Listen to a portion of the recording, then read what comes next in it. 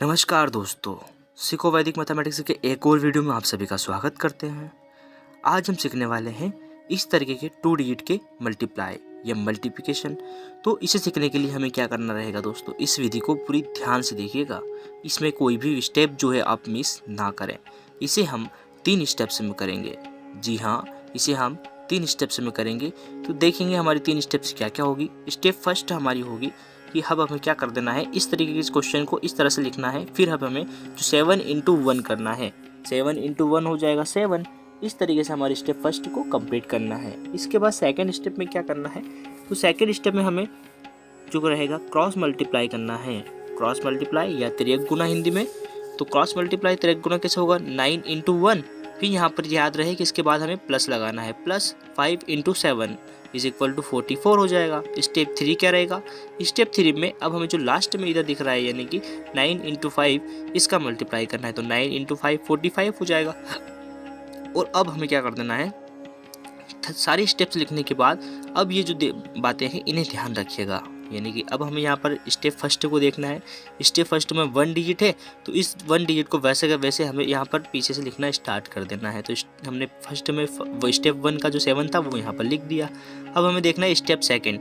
Step second का जो answer है उस आंसर में यहाँ पर 2 डिजिट है, तो अब हम यहाँ पर 2 डिजिट नहीं लिख सकते दोस्तों, इसलिए हम यहाँ पर लिखेंगे सिर्फ 1 डिजिट। यानी कि हम लास्ट वाली डिजिट लिखेंगे 4, और जो 4 रहेगा इसका उसे हम कर देंगे आगे कैरी। तो हमने 4 जो था उसे आगे प्लस कर दिया, तो 45 प्लस 4 स्टेप थर्ड में हमने इसे प्लस कर दिया, तो ये हो जाएगा 49। अब जो 49 है इसके आगे कोई स्टेप नहीं है, इसलिए अब जो 49 है इसे वैसा का वैसा जो है हम यहाँ पर 47 के आगे इस तरह से लिख देंगे। और आप देखेंगे कि आपका जो फाइनली आंसर है वो यहाँ पर आ चुका है। तो उम्मीद करता हूँ आपको समझ में आया होगा। चलिए एक और क्वेश्चन लेते हैं। अब यहाँ पर हमने लिया है 63 इंटू 83। अब देखते हैं यहाँ पर हमारी 3 स्टेप्स कौन कौन सी है, वही स्टेप्स होगी। अगर आप सीख गए हैं तो वीडियो को रोक करके खुद से ट्राई करें। स्टेप फर्स्ट हमारे रहेगा 3 इंटू 3, 3 इंटू 3, 3 इंटू 3 हो जाएगा 9। इस 9 को स्टेप फर्स्ट में इस तरह से लिखना है। इसके बाद स्टेप सेकेंड में रहेगा हमें क्रॉस मल्टीप्लाई करना है। तो 6 इंटू 3 और 8 इंटू 3, तो यहाँ पर 6 into 3 plus 8 into 3 is equal to 42। इसके बाद हमें स्टेप थर्ड पर आना है। स्टेप थर्ड हमारा क्या रहेगा, स्टेप थर्ड में हमें 6 इंटू 8 करना है।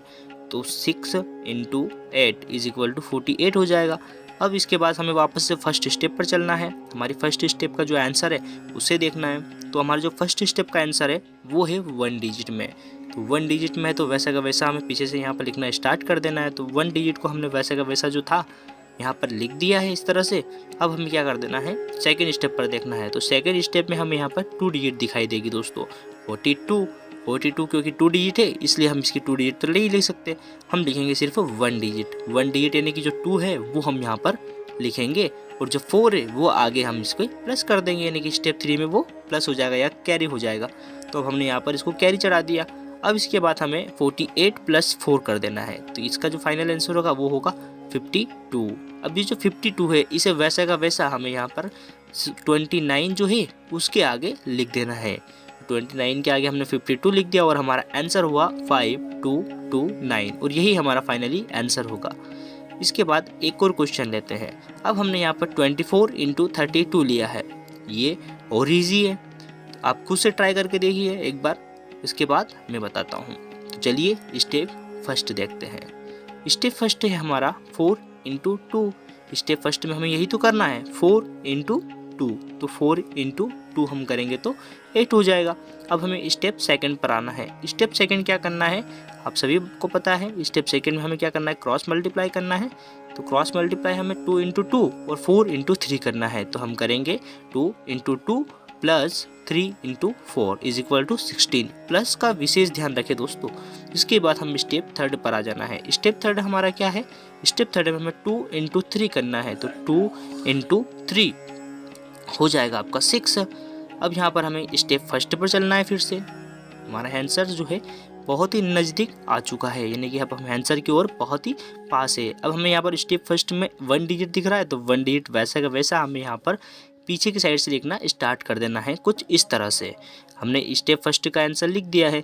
स्टेप सेकंड पर देखते हैं। स्टेप सेकंड पर हमें कितनी डिजिट दिखाई दे रही है दोस्तों? 2 डिजिट दिखाई दे रही है, यानी कि यहाँ पर 2 डिजिट्स दिखाई दे रही है। तो 2 डिजिट तो हम नहीं लिख सकते, क्योंकि हम 2 डिजिट नहीं लिख सकते, इसीलिए हम यहाँ पर लिखेंगे 1 डिजिट, और वो 1 डिजिट होगी 6, और जो 1 रहेगा वो हम आगे कैरी कर देंगे, तो 6 + 1 हो जाएगा। और 6 + 1 का जो फाइनली आंसर होगा वो क्या होगा? स्टेप थर्ड में देखते हैं। तो स्टेप थर्ड में हमें यहाँ पर 6 + 1 हो जाएगा 7। तो ये जो 7 है इसके आगे क्योंकि कोई स्टेप नहीं है, तो इसलिए हम जो 7 है इसे भी वैसा का वैसा यहाँ पर लिख देंगे 6 के आगे कुछ इस तरीके से। तो हमारा फाइनली आंसर हो जाएगा 769। हम हर किसी का 2 डिजिट का जो क्वेश्चन का आंसर है वो इस तरीके से बिल्कुल आसानी से निकाल सकते हैं। उम्मीद करता हूँ आपको समझ में आया होगा। चैनल को सब्सक्राइब, लाइक और शेयर जरूर करें।